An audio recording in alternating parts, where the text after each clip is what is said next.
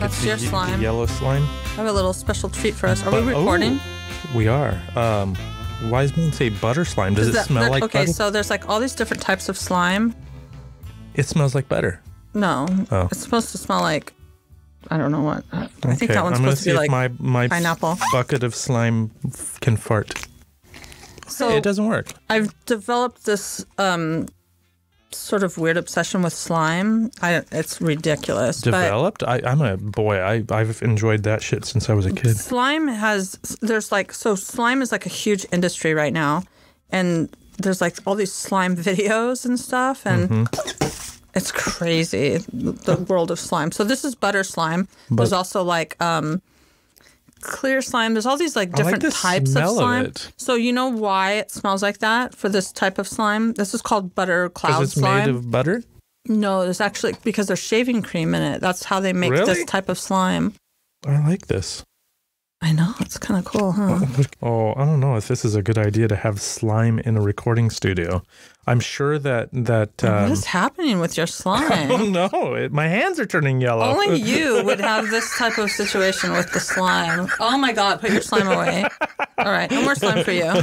That's what she said. Put your slime away. All right. Can I make it fart? Oh, it was just... Oh, that was okay. Okay, that was decent. A farty. One more. Okay, I'm relieved now. It did turn your hands yellow. Isn't that weird? Ugh. Yeah, you should probably wash that off. Wait, so I can use this to shave with? No, that's how they make it. Stick it on my face. I wouldn't put it on your face. Oh. No, that's probably not a good idea. So they make it with glue, shaving cream, and then typically like borax or something like that. Borax? That doesn't sound sanitary. Or like, excuse me, the stuff that they make, the contact lens solution. Saline. Yeah. Solution. I guess, yeah. I don't have contacts, so I don't know. Anyway.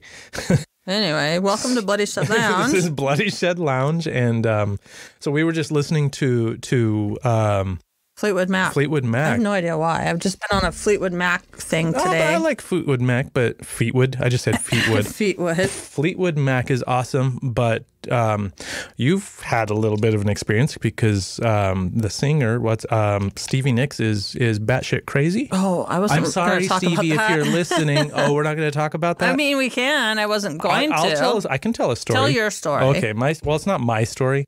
I went to an art school, and we're here in Phoenix where Stevie lives. And my typography teacher worked at this school, and coincidentally, Stevie Nicks' brother went to this school. And so there was a graduation day. And the teacher had made the mistake of saying that she was a big fan of Fleetwood Mac. And so somebody had to point that out, awkward moment, and now she's hanging out with Stevie at graduation day for her brother. And next thing you know, I don't know if it was that night or the next day or something, she gets invited over to Stevie Nicks' house, and Stevie Nicks is playing piano for her, and she was having a good time, but like there's a time you got to leave. Every party has an ending. Right. But Stevie Nicks wouldn't let her go. No, wait. You got to hear this one now. You got to hear this one. That's hilarious. She actually got trapped and couldn't get away from her idol. Wow. Sounds like a nightmare. Yeah. That's crazy.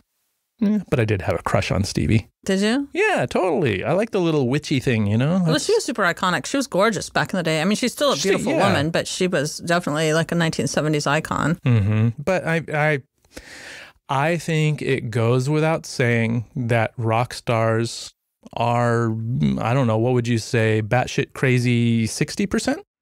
And that's a pretty good ratio, yeah. I would say maybe 60%. You know better than I have. You've dated a few of them crazy. We won't go into that either. No, we're not going into that. But yeah, I mean, I think they're definitely, it's a different way of thinking for most musicians. Right. But so we're getting all fucked up and talking about dead musicians. So it's interesting because we are doing a little rock and roll here. We're getting drunk. We're day drinking. You've got a cold, so I mean, you got to be a little crazy to do rock and roll, and I mean, a whole lot of them do crazy shit. Even okay. So Paul McCartney, like one of the sweetest guys in rock and roll, he's been arrested several times. Yes, that's true. Yeah, his house got raided. I guess it was his house. Like the eve of his wedding to Linda. Right. No, actually, I think it was the eve of George's wedding. Oh, was it? Yeah, I think it wasn't the eve of his wedding. I thought it was when Paul and Linda. Oh, okay, well, I mean, he also ended up in Japanese prison for. Yeah, I mean, a lot of these guys were targeted based on. Yeah, long-haired hippie freak. Right. They would fly into other countries to tour, and they knew that there would be something they could find on them and get a lot of money out of them, in my opinion. So my theory is it's not rock and roll, though, really. It's just music in general. Barry White got arrested. Barry White? Mm-hmm. He stole $40,000 in Cadillac tires. Really? Yeah. I don't know what that makes. I don't know how Cadillac tires are different than other tires. They should totally Fancy use white that walls? now. Yeah, it's that song. I'm trying to think of a way to sing a song about that in the Barry White voice, but I won't do that. Got me some Cadillac tires. See? That's why I couldn't do it. No, that's not. Okay, I can't. My voice doesn't go that low. You'll never know. He did 4 months for that, too. Really? Yeah. Poor Barry. Yeah. Okay, we know. Here's one I can guarantee everyone knows has been arrested. Ozzy. Ozzy, of course. Yeah. In 82, he peed on the San Antonio Memorial. Right. That's a famous incident. I was, in doing some research for this podcast, I stumbled across this interview with Ozzy where he was talking about the time when he bit off the head of a bat. He said it wasn't. No, it was a total accident. Well, he thought it was a fake bat. Yeah. He thought it was a toy. So then, but then there was another situation where he was meeting with some kind of PR company, and he had brought these doves with him to let go. Set free during the meeting, which doesn't make any sense to me. But he got so irritated and annoyed during the meeting that he grabbed one, pulled its head off with his mouth, and spit it out.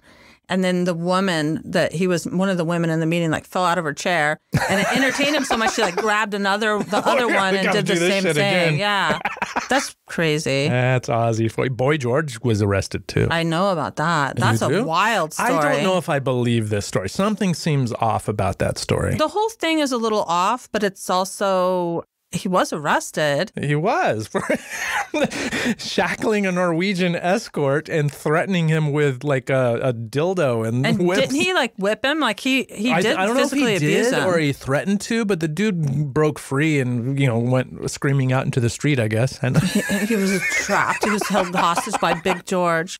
Did you say Big George? Yeah, because so Patrick right now is reading this book about the Replacements. Okay. And at one point, Paul Westerberg used to leave before shows with this white pancake makeup on. And his dad would say, "Who does he think he is? Big George?" Big George. Okay, here's another one for you, Bill Preston. Oh, okay. Yeah. This one actually fascinated me. So this one always really, the stories about him really disappoint me. But okay, keep going. Really? No, keep going. Well, so after he became a name because he performed with the Beatles. He was up there on top of the building. Billy, yeah, he was there for the whole the roof, the last song that they ever performed on for Let It Be, yeah. And he did stuff with the Stones and several other bands, and I guess he went solo and that didn't work out. So he pops up in 2001, charged with insurance fraud because he and some friends were staging fake accidents, robberies. They were setting shit on fire so they could get money. But isn't there some weird pervy stories with him too? Oh, probably, but I didn't find any pervy stories. That's what I thought you were going to go into. No, I wasn't going to tell it. No, I figured Boy George was the pervy story. I didn't want to. Big George. I don't want to throw people off with 2 pervy stories. Right. Okay. 2 pervy stories. Right. I mean, being in a rock band gets dicey no matter, even dealing with other bands can get dicey. There's an Iranian band called Yellow Dogs. No one knows who they are. They're not a big band, and it's probably because half of them are dead now. They escaped Iran because in Iran they have it's regulated. Rock and roll is obviously not culturally accepted there. This is not our sanctioned music. You can't play it. So they said, screw this. Let's get out of here before they arrest us. So they moved to New York. got in a fight with a member of another band, and he shows up and shoots 2 of them dead and then kills himself. Wow, that's Like, terrible. what the hell? After they went through all of that to get out of the country, and they come to America and they're dead. Oh. And I made a note to remember to do this, because you always give me shit, because I always pick stories with people with weird names and stuff. So please, let's hear you say the names. Kuri, Lulush, and Ubash.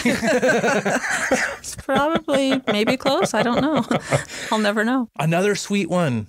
What? John Denver. Oh, what? Oh, John Denver. I love John Denver. His flying license, remember how he died, right? So his license to fly was suspended because he had DUIs. He'd been arrested for DUIs. So he shouldn't have been flying at all? He shouldn't have even been flying. What the hell, John Denver? I know, don't break our Stay hearts. on the ground. So anyway, those are the little ones I found to shotgun at you. So this topic is intimidating to me, I have to confess. Why? You Because love rock and roll. I love rock and roll. Punk I love rock. I hope you did you get a punk rock story? I have a punk rock story, which is, anyway, but it's daunting because I'm so music obsessed, and it feels like I don't even know where to start. It's like I was saying earlier today, it almost seems like you could just throw a rock into the world of music, and it's going to hit something that's got a murder or death, or it's crazy. So one of the stories that sort of molded in my childhood, and maybe even who I am, sadly, is Sid Vicious and Nancy Spungen. Right. Which it's been discussed so much, but I still find it fascinating. I still don't think we know what happened, and we never will. I mean, I don't think we ever will, but they've done what, 2 documentaries or shows on easily, it now? A lot. Easily? Yeah, there's a lot. There's a lot out there, but it's just so fascinating. His life was fascinating to me, so he was born in 1957 and then dead by 1979 at 22 years old. But he had kind of a rough upbringing and bounced around a lot with his mom, and he was really close to his mom. But he really, in retrospect, had violent tendencies at a young age and was kind of this angry kid. Kind of like, you couldn't put your finger on him. He always seemed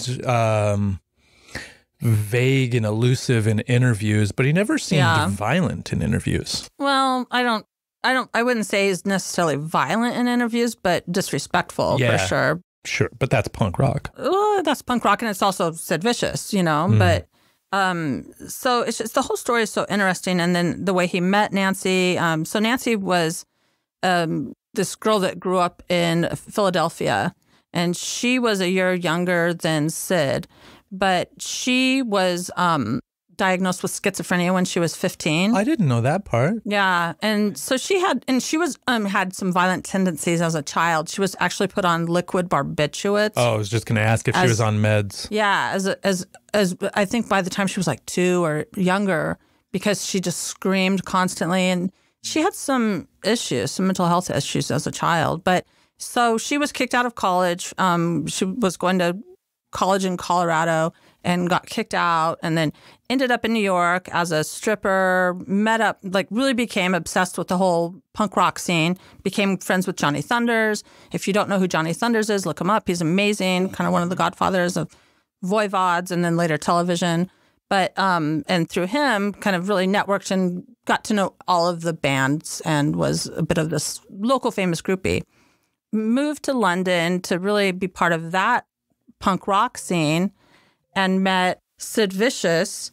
She actually, I think, was originally interested in Johnny Rotten, and I think one of the guys from the New York Dolls or something, but ended up with Sid Vicious, and they really quickly developed a strong bond. Nobody liked her except Sid. She was not liked, and she's often referred to as the Yoko Ono of punk rock. Yeah, honestly, I would agree with that. Yeah, but she had a really, really strong personality, and she was very outspoken and a bit overwhelming. But after Sid was, and there's a whole long history, not long, but there's a history of why he left the Sex Pistols and how all of that broke down after a brief 2-week tour in the United States. Nancy and Sid ended up in Manhattan and staying at the Hotel Chelsea. And that's where she was found murdered. And he initially took blame for it and sort of confessed. Right. But there's so many stories that say that people that were there the night before it happened, like hours before it happened, claim that he was so out of it and drugged out and passed out that there's no way he could have done it. That's what I've always heard and kind of believed that. And some people thought that they had a suicide pact. So it's still, to me, it's a mystery. I'm not sure that he did that. After that, though, so he was arrested, but then he was bailed out by Malcolm McLaren, his manager, but, raised money to get him out on bail. I think it was like $50,000 at the time or something. But here's something that I find interesting. He was hired a really good lawyer by Mick Jagger. Oh, really? And Mick Jagger never took any credit for it, and it was all kind of under the table, I guess. Interesting. Yeah. Okay. So while he was out on bail, he was arrested again for beating up Patti Smythe's brother. I mean, he had definitely some violent tendencies. Can't get a break. And there's a lot of other stories about him and some violent acts that he did. But ultimately, within a year after Nancy's death, he OD'd. Mm-hmm. And that's another interesting story within itself because it's thought that his mother helped him. Oh, we've talked about this before, that it was, totally. That his mother helped him OD because she didn't want him to go to prison. And she was also, I think, a heroin addict herself. Yeah.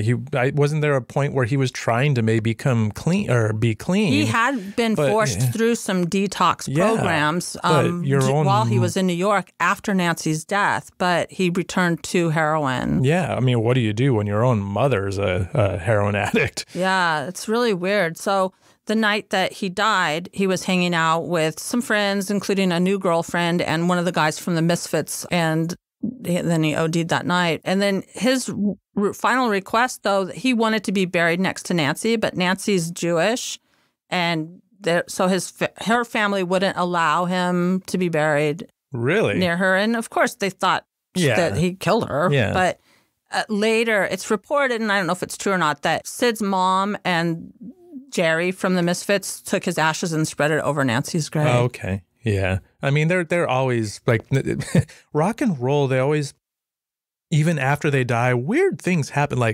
Wasn't there a whole bunch of weird stuff with Jim Morrison's grave? Because he died in France. Right. And it got weird. And I think people to this day still visit his grave and leave mementos. Yeah, to this day.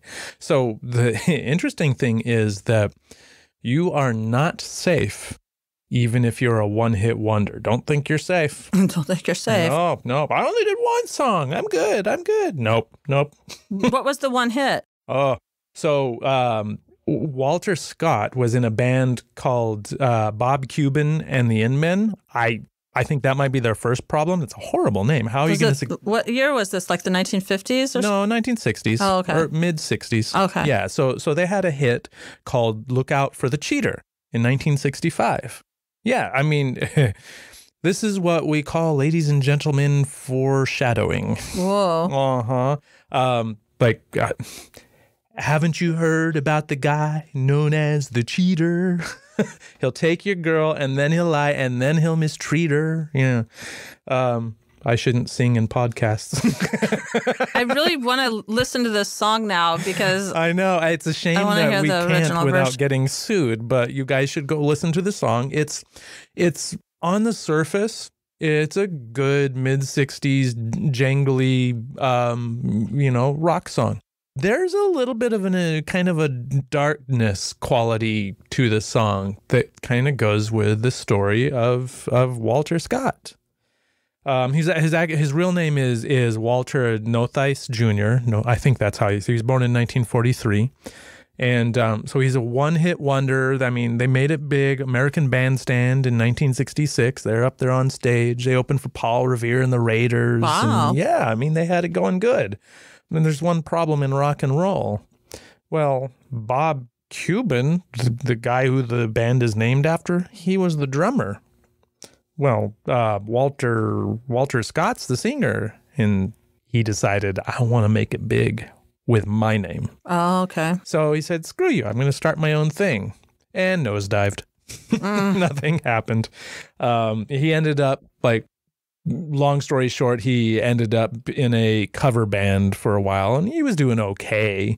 But he along the way, he married some girl, had a couple of kids, and then cheated on her, screwed over his marriage to her, and her name was Doris, and he met a lady named Joanne Calcaterra.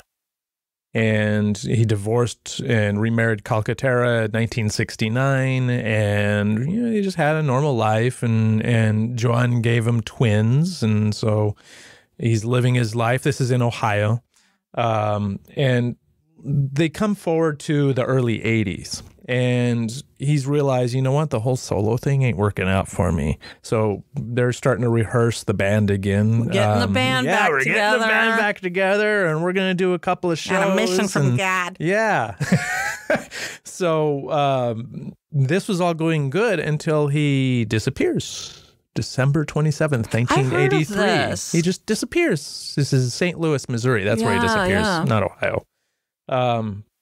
He left his house in St. Petersburg. Jesus, this isn't Russia. In St. Peters, which is just outside of St. Louis. 7 p.m. He leaves to get a new car battery. He's wearing a striped jogging suit, which his mom later says, there's your first clue something's not right, because of the jogging suit. He's like a suit and tie kind of guy. Okay. He's not the dude that goes out in public in a damn jogging suit. But he goes out, and he's supposed to getting a car battery, and his wife calls around 3 a.m. 3 a.m. Isn't that a long wait? Yeah. You're going out to get a battery in your jogging suit. Now it's 3 a.m. and why aren't you home yet? Yeah. Well, I mean, maybe she was calling around, or maybe she assumed he stopped at the bar or something like that. Possible. I don't know. But she calls, and everyone's looking for him, and they can't find him anywhere. The next day, a couple neighbors find his car, his short-term parking at the airport. Oh, that's always a big mystery. Yeah, maybe he left town. That's such a cheesy criminal thing to do. Leave the car at the airport. At the airport, yeah. Right. And he didn't have any enemies, and he had an upcoming show in the Poconos. Like, he had no reason to just disappear. Life was looking good. He's getting the band back together. And he's wearing freaking jogging suits in public. I don't think by choice. And so within days, the cops had idea. They had a clue he might have been murdered, but they never said what those clues were. Mm-hmm. So his own poor parents, I think the father was convinced that he's dead, and the mother was still holding out hope. So they're was clashing. This the guy where there was some rumor that maybe he had left on a cruise, like to work on a cruise ship or something, or am I thinking of someone else? I think you might be thinking of someone else. But I mean, he disappeared like for a while. A lot happened. I mean, in the time he was gone, Apple released the computer. Reagan's reelected. Coke releases new Coke. Everyone's wearing jogging suits. Right. Geraldo is... Geraldo? I like saying Geraldo. Don't say Geraldo. Okay, fine. Geraldo. Jerry. My friend Jerry. Jerry tries to open Al Capone's... Jerry Rivera. All kinds of things. 4 years go by. And then finally, he's found. And so basically, I suspect the cops had an idea, but where it started was his neighbor's wife died in a car accident. Like at the same time? At the same time that he died in a car accident. Okay. And it was just a couple was driving down the road, and they noticed a car, and they went over and checked, and she's crumpled down in the passenger side, like down on the floorboards, and her back of her head is smashed in, and there's like a fire off away from the car. They stomp out the fire and call the cops and stuff, and they come check things out. And there were people that said, something about this car accident does not look right at all. But it just, like, the cops were completely ineffective. They didn't really look into it. The nurse, so she's taken to the hospital. She dies from her head wounds.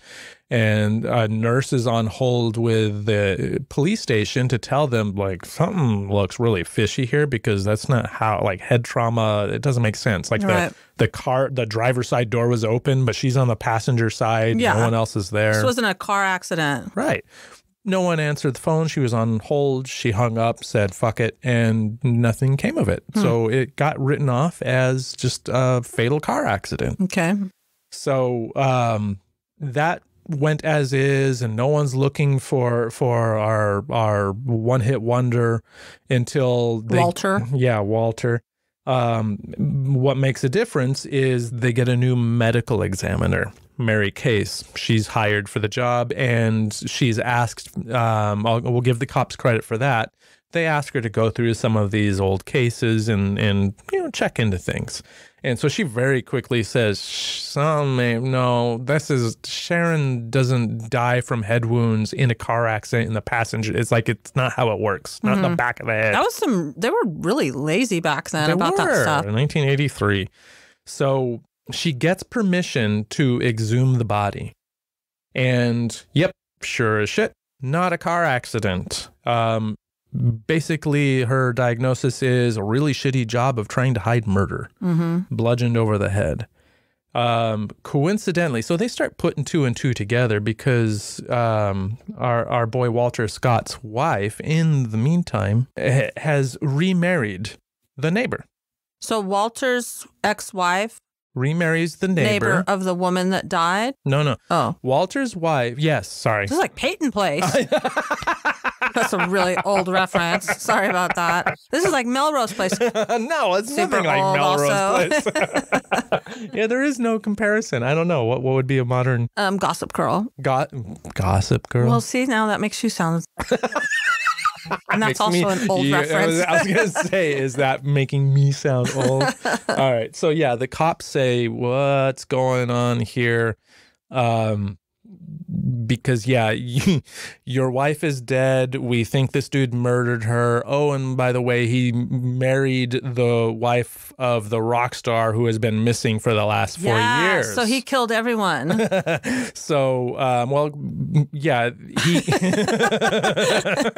Sorry. Did I just totally screw up the I'm sorry. I got excited. So, coincidentally, his son was in jail on a drug charge, and they had a falling out years ago. And his son knew something was up because literally driving home from the funeral for mom, his dad is talking about this other woman, the neighbor, right?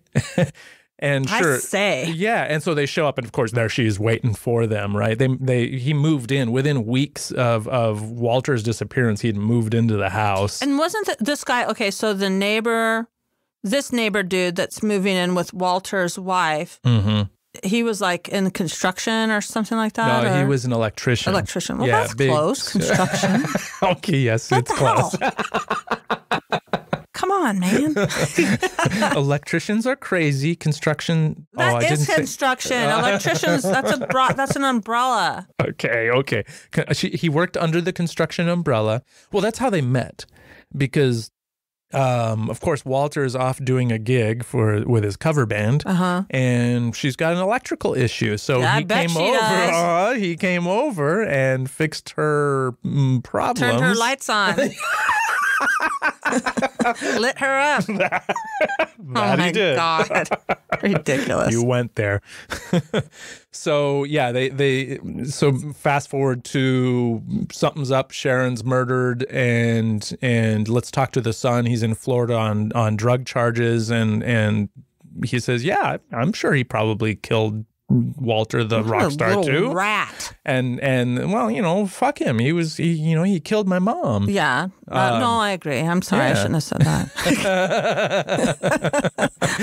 And they're saying, well, we don't know, like, what do we do? We don't know where to find his body. I mean, can you help us? And he says, well, why don't you check out the rainwater cistern, a cistern, like a big water tank, metal water tank. Like where you recycle water to reuse it? You catch the water. Yeah, you can store it. Like in the town? Or for the individual? house. Oh, just for the house. I mean, it was probably like the size of this room. Oh. But yeah, it was a cistern on the property of the neighbor's house where he used to live before he moved into Walter's bed. A psycho. Yeah, and so the cops went and checked it out, and sure as shit, they find him. All those, and how many years has this been? So 4 years later, and they find him is in April of 1987. Wow. He's hog-tied, shot in the back, face down on his neighbor's property. And, a few days after, his former wife is arrested in Missouri, Joanne Scott Williams. She was part of it? Well, so here's the weird thing. So she's charged with first-degree murder, but they convict the husband. His name, I never said his name, did I? Big Jim Williams. Big Jim. Yeah, of course. Big Jim. He was like 6'6", so I think it works. You never know. It could be ironic, like sometimes how Tiny Big is Jim. a big guy, and then True. Big Jim might be like a little tiny guy. I don't know. What would I be? Average Charles. Average Charles, yeah. That's what we call you. Oh, Jesus, man. No wonder I have a struggling dating life. No one calls you that. Well, I mean, and they died within 2 months of each other, so there's a clue. So they arrest him. They try to convict. Nothing happens. Like 3 more years go by. So it's another stretch of time of ineffective. I have no clue, but nothing happened. I mean, usually like people get convicted without any evidence. Right? Like they even found proof of a possible, like there was $100 grand. There's the body. Like what more do you want? There wasn't just a motive. She had $100,000 life insurance policy. It's a lot of jogging suits. Bonus motive. Wow. A lot of jogging suits for sure. Dang. I mean, the cops were just clueless. But what made a difference is Bob Cuban. Oh, the guy from the band, the original band? So his former bandmate, leader of the band, decides to do a benefit show for a local politician, Tim Braun. He's running for county prosecutor. Okay. He gets elected. He says, hey, I got a story for you. Yeah. This isn't New York. I don't know. And that's my accent for anyone that doesn't live here. Oh, I see. So, Tim Braun gets elected. And guess what? He takes up the case. And in 1993, finally, James Williams is convicted to life in prison. 93? 93. Wow. He's killed. So 10 years after. Was he still with Sharon? Yeah. Oh, no, Sharon was his wife. Yeah, Sharon was dead. Sharon was dead. Who was Walter's wife again? Joanne. Was he still with Joanne? Oh yeah, they moved in and got married in 86, I think, right before the body was found. Yeah, they were together right away. The cheater got the girl. Why didn't they do something with the body? They just left it there that whole time? They stuck it in the cistern, and That's I don't think they even lived in the house anymore. Ugh. Like, how did you think that was going to work out? So gross. So the weird thing is that so he's convicted to life in prison. He died in 2011, had heart failure, so he died in prison. Bye. But Joanne, she took a plea deal. I was just gonna say, I bet she took a deal. Yeah. Oh yeah, she got a lesser sentence of hindering prosecution, 5-year sentence, and she served 18 months. Wow. 18 months. 18 months. Right. But we don't know exactly her involvement. Yeah, we don't really know. We just know that, he wanted He could have been a total psycho and maybe she didn't know anything. Who knows? Well, I mean, that'd be kind of hard to... something had to be up because... I mean, I would be suspicious. Hey, my husband disappeared. Your wife died. Now we're getting married. Like, where did these people go? Remember when... So Sharon died before her husband, but she was there when they got back from the funeral to welcome the neighbors home. Right. So, I mean, the moral of the story is don't fuck the electrician. And what was the name of that song again? Some about cheating, something? Watch out for butt cheating? No, it was something about cheating. Watch out for the cheater. Watch out for the cheater. Talk about an omen. Wow, that's a crazy story. Uh-huh. So there's, one-hit wonders are not safe. One-hit wonders are not safe.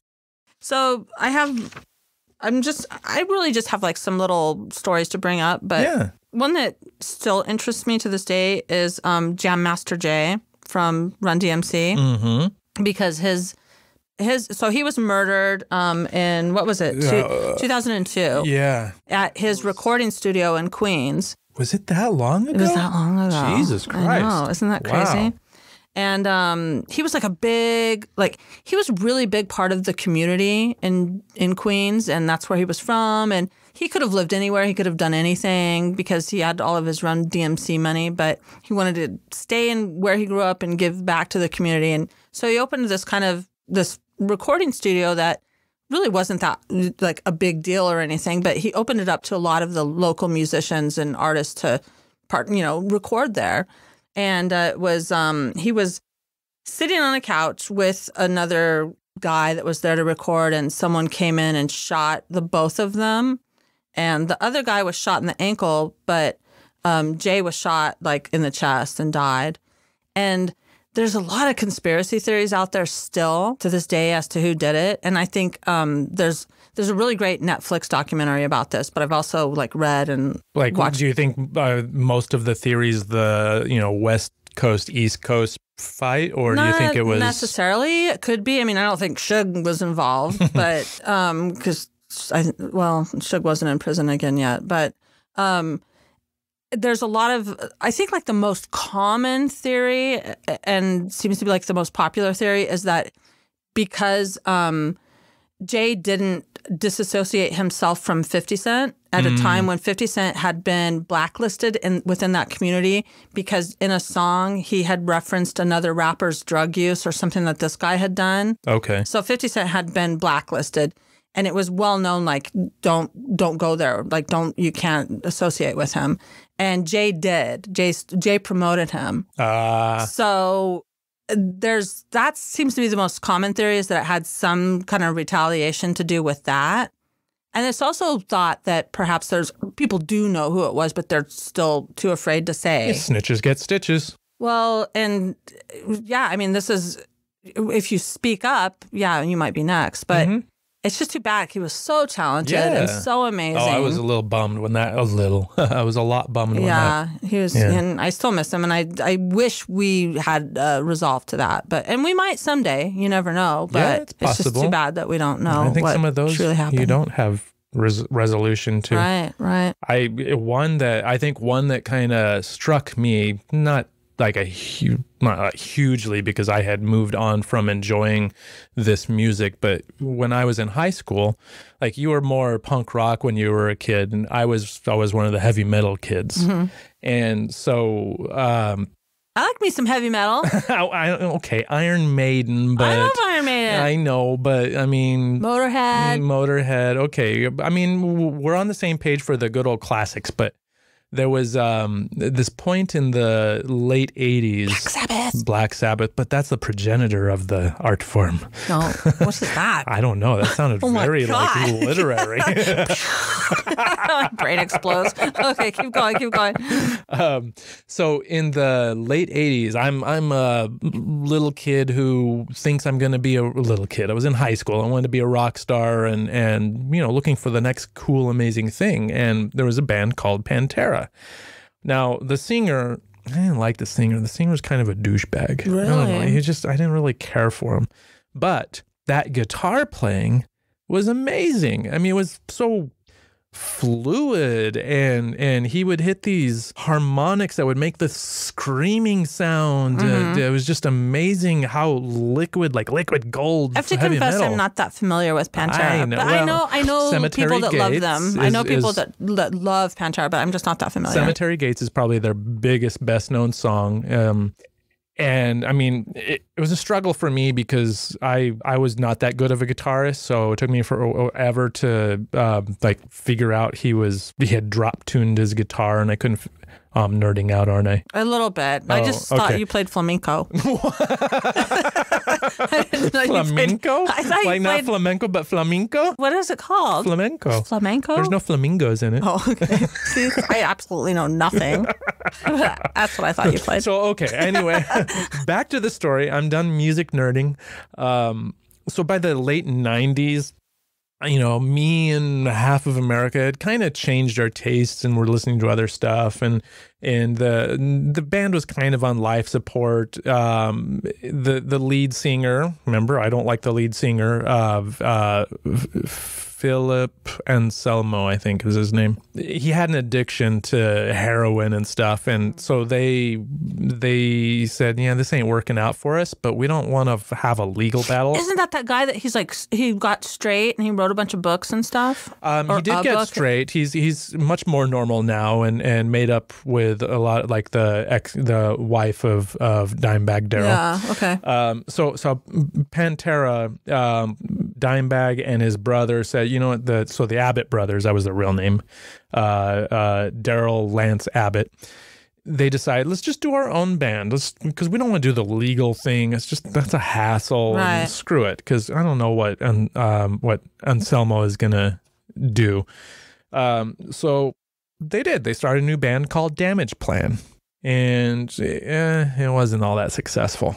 So they decided, you know what we need to do? Let's go old school. We'll do the nightclub tours and just, you know, head around the nation. We'll start over and rebuild a fan base. Makes sense. That works. Yeah. But that didn't sit so well with Nathan Gale. Nathan Gale was a psycho. He had issues. He had some serious issues. He was this kid born in 1979. I don't remember where he was born, but he ended up in Ohio. Mm-hmm. And single mother. By grade school, the staff at the school saw he had issues. There were some things wrong with him. They put him in like special ed classes for learning disabilities. And well, he was spastic. Mm. He had a lot of energy, and something wasn't right. Yeah. And he could be a handful because he was also really big for his age. Oh, really? Yeah. His mom married, divorced again, and then he started acting out more. He really began to slide. And around 10th grade, he got in more trouble. They relocated to Marysville, Ohio. And at this point, so he's kind of late days of high school. He's doing some electrician classes. Oh, Jesus, I just realized there's a theme there. What's with all the electricians in this story? So he was under the umbrella of construction. Yes. Big Nathan. Yeah. And so he's learning electric stuff. And Tiny Nathan. And he's so already hyper. Nathan Gale discovers through his friends cocaine. Just what he needs. Yeah, just what he needs. When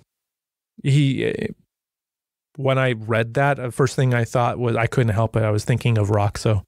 Who? I do cocaine. Oh yeah. I do cocaine. He doesn't look. I here we go. I printed a picture. Oh my gosh. So you could see Nathan Gale. Ooh. Yeah. He kind of looks like a young version of the skipper from Gilligan Island. Oh, okay. I was wondering what you would. He's really angry. He's wearing this football jersey, and he's clutching his football, and he has like a shaved head, and he's already balding in high school, and he has a belly. He's very scowly. And he's really scowly. Yeah, he was 6'3". He's intimidating. Yeah, he looks intimidating. 6'3", 225 pounds. He was a big dude. Wow. And he was weird.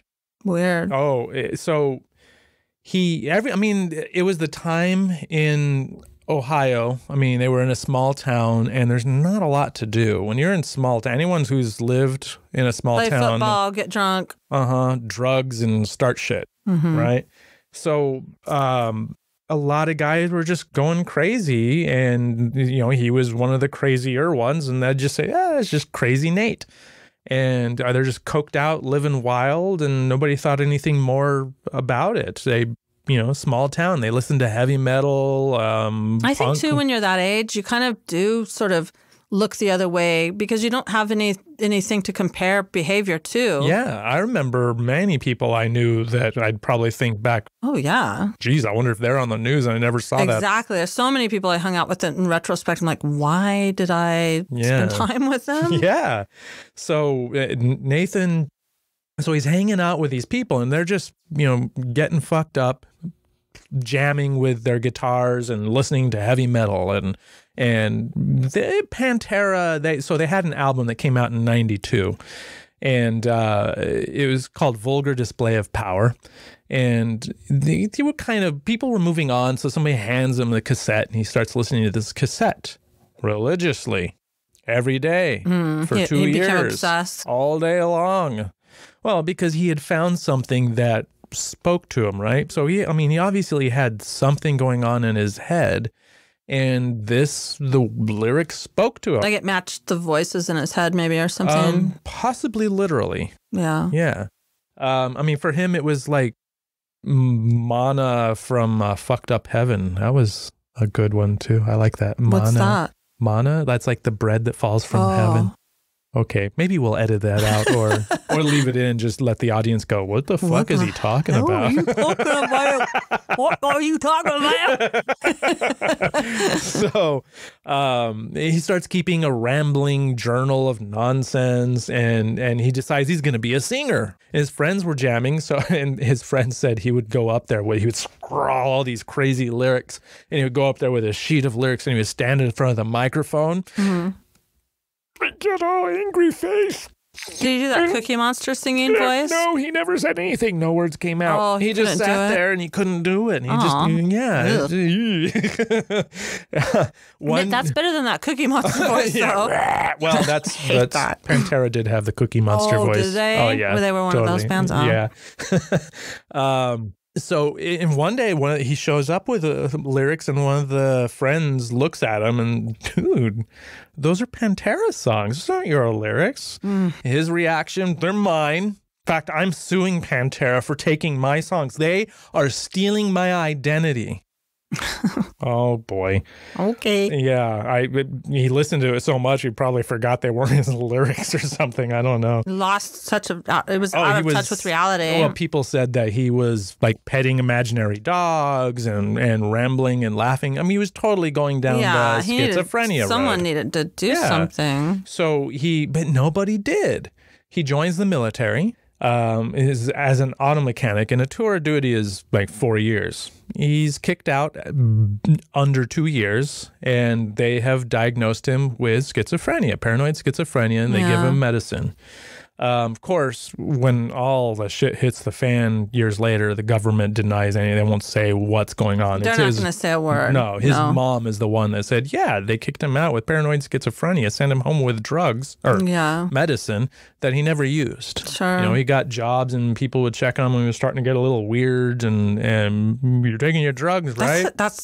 We don't have enough experience or knowledge to really talk about it, but it's sad. It's sad. I think that's the thing is there's a lot of people that'll be angry, and that asshole Nathan Gale that killed Dimebag Darell, well, he was suffering from mental health issues and had no safety net. He was clearly mentally ill. He was, and help. A lot of people with mental issues aren't violent. He was. Right. Exactly. There were friends that said that, we kind of started distancing ourselves from him. He was getting a little sketchy when he was, this big dude's coming running to you. Yeah. You don't know, is he going to hug me or kill me? Right. So, he started saying weird things like God told him to kill Marilyn Manson. Jesus, is no one safe? So he was mad at Pantera because they had stolen his identity, and Jesus, now you've broken up the band too. Oh. So, fast forward, he gets kicked out of the military and he's jumping from odd job to odd job. Meanwhile, Dimebag and his brother Vinny are touring with a new band, trying to make it big. And I remember when this happened. Yeah. Oh, I totally remember this. So fast forward to it's a little after 10 p.m. and it's what year was this? It wasn't like 2010 or 9 or something? No, this was 2003 or 4. Oh, that long ago. Yeah. God. I know. It's mind-blowing. There's like 5 years of my life that's missing. I'm not kidding you. There's literally 5 years of my life that I don't remember. The thing that worries me is I think I was there for those 5 years. Yeah. That's scary. So they're in a club. Dimebag and his new band, Damage Plan. What was his brother's name? Nickelback? No. I'm not joking. I don't know, like, if there was like a theme. No, his brother's name was Vinny. What? Vinny. Well, you know. I don't get it. No, hey, it wasn't even Dimebag Darell at first. It was Diamond Darell. Oh. Yeah, so in the early 80s, they actually had been a band since the early 80s, but they were doing glam rock stuff. Oh, see, I would like to see that. And they realized, you know what, this ain't really working out for us. Let's fire the singer and find another guy. Going the opposite so they got direction. they got a Cookie Monster singer and went with heavy metal. And grew those big beards and everything. That's like all I know about him is he had a big beard. Sorry. So they're at a little club in Ohio, outside of Columbus, Ohio. Damage Plan is going to play at a club called Alrosa Villa.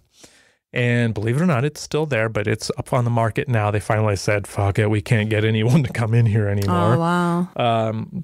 So they're in there. The opening band is playing, and Nathan Gale is outside. He's pacing around his car. He's wearing a blue hockey jersey and a hoodie, and he keeps wandering over to the tour bus. And these guys make me nervous. Like, I feel like this is that guy at shows. Like, I feel like I've seen guys like that at shows before, and then I'm like, and they make me so nervous, and I'm always looking for the closest exit. Right. So he's walking over to the tour bus, asking if Dimebag and his brother are there, and security guards are like, first of all, you got to move your car. You're not supposed to even park your car here. No, he's not here right now.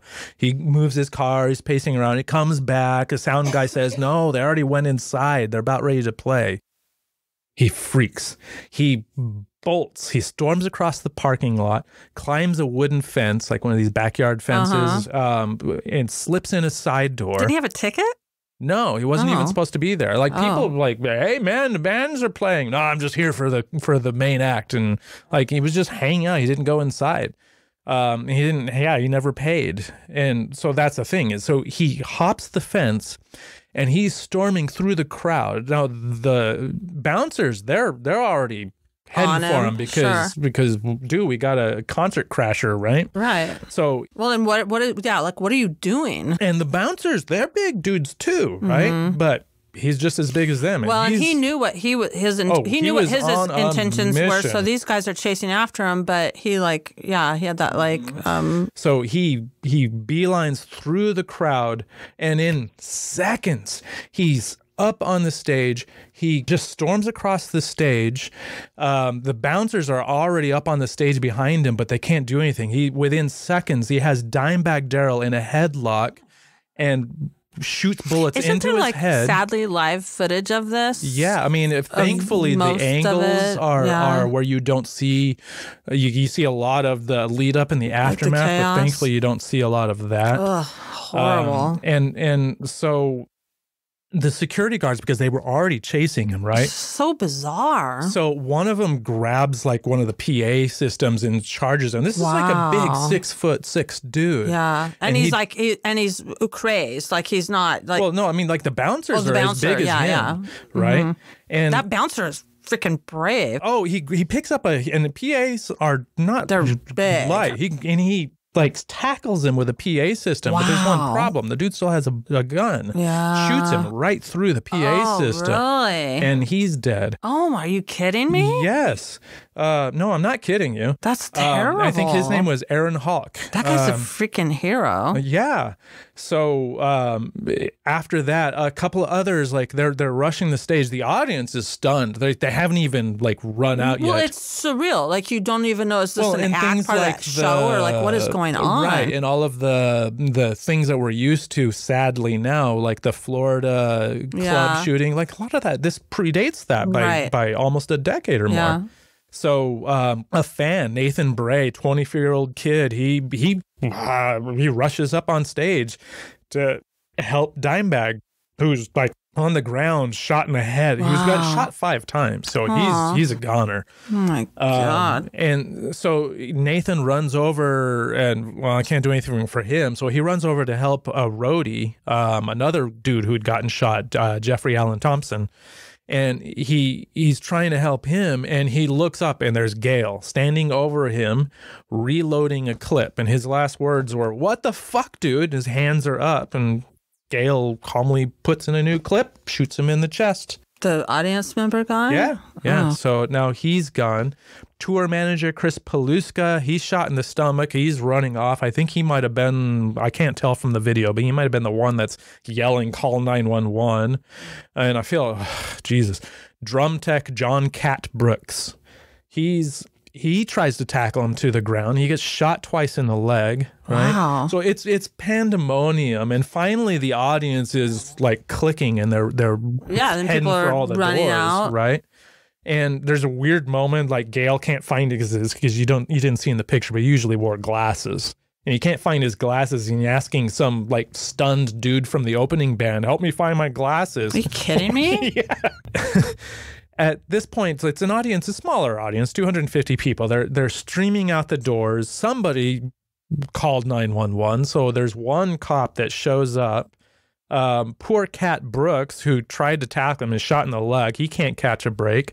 Nathan Gale is standing there and reloading, and he can see, you can see from the footage.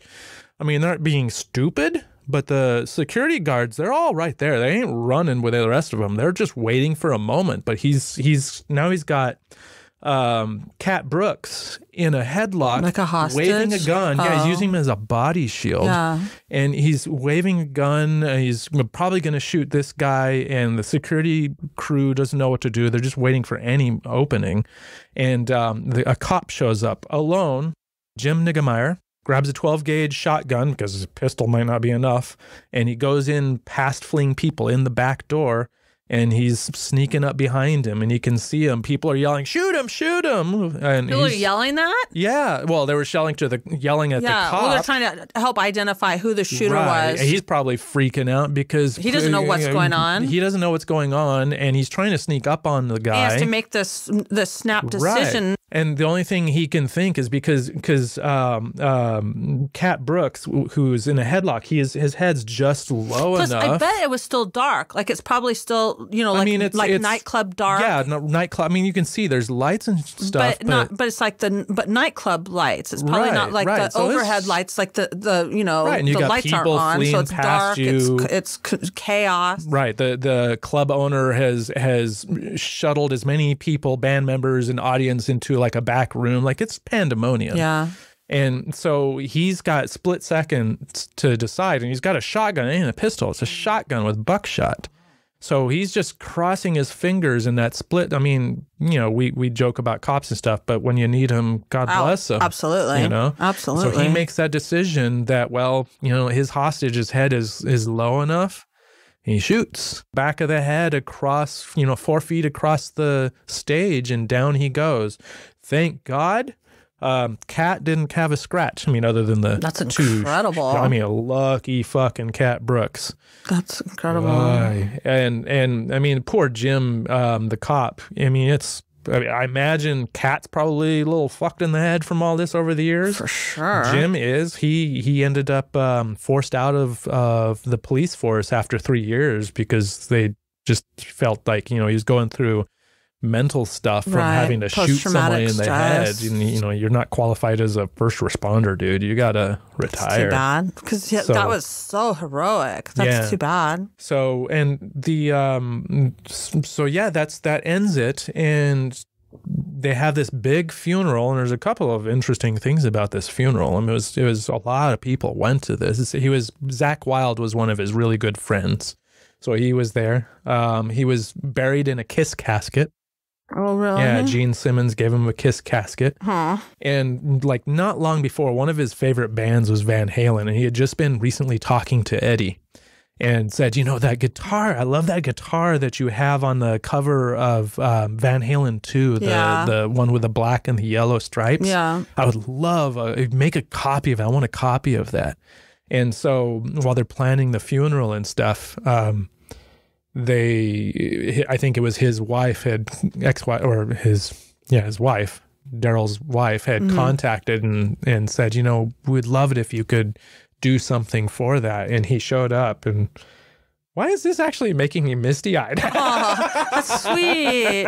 I know you're getting emotional. No, live on radio. That's horrible. That's good. He actually said, you know what? Only original is good enough for an original. Oh my gosh. So that guitar is buried with Diamond Darell. Oh, that's why you're getting cry. That's why you're getting cry, because that's incredible. Yeah. Oh. Eddie gave that guitar, so that's where that guitar is. That's so sweet. That's amazing. And the other thing that makes it a little bit of I think this is the other thing that's making me a little bit, so it was exactly 24 years to the night in a very similar circumstance, crazed fan, 24 years to the night after the shooting of John Lennon. Really? I didn't know that. And those guys kind of look alike too. Yeah. There's like a similarity to them. Yeah. You know what I mean? They have like the same look in their eyes, like that, like hatred. One thing I wanted to add to this, that, you know, for all of the celebrities that showed up to Dimebag's funeral, I gotta say, it was something kind of pissy that happened. So several members of his family, they ended up escorted out of the services by security. Escorted out? Out, yeah, because they showed up for the funeral, and well, they had to make room for all of the distinguished guests, right? So a bunch of others, family members, also left of their own accord, because then, you know, it got profane and vulgar, and that's too bad. I mean, well, your son was in a heavy metal band, so who were some of the distinguished guests? You know, there were lots, but I don't remember. I just know I don't know if Gene Simmons was there, but he I'm sure Gene Simmons inserted himself in. Well, maybe. I mean, he donated a casket. I think Eddie Van Halen showed up, but I think he just dropped off the guitar. He didn't want to take away from, because they wanted him to come in, and that's not how I want to remember. I love Van Halen. Dimebag. I want to remember him alive, you know. Mm-hmm. But yeah, I mean, that's kind of shitty. You couldn't make sure they had seats before all the rich and famous showed up. Right. But I'll say this. I think he was 38 when he died. Uh-huh. So he at least... Too young, but at least he wasn't a member of the 27 Club. He wasn't. Hey. Which, if you're not familiar, the 27 Club is this list of famous people, specifically actresses and musicians, that died at the age of 27. And it kind of started, we were debating this earlier, but it really started like in the 1960s, I guess, or... Yeah, well, like 69, 70, they just had a whole bunch of people Janis that all Joplin, died. Jimi Hendrix, Jim Morrison. Right. I'm forgetting some, but then we were also talking about like who, because there's lists that go way back, and including some like composers from retroactively added the 1800s or whatever. But one person that we decided should be included and is on the list is Robert Johnson. Right. Nobody further back than that. So he our deserves. our list starts with Robert Johnson, and then it goes from there. Right. And it includes going from there, as we discussed, like Brian Jones, Janis Joplin, Jim Morrison, Jimi Hendrix, Kurt Cobain, Amy Winehouse, Mia Zapata. Who I was tempted to talk about, but I didn't want to talk about her. Yeah, she's amazing. We're gonna have to do more episodes. We are. We'll do a follow-up episode on this because it's fascinating. Totally. So thanks for listening. This has been an interesting and fun podcast. We appreciate your support. Please follow us on Instagram and check out our YouTube channel.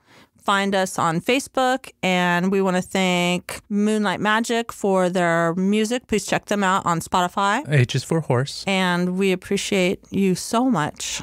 Thank you for listening. Come back, y'all.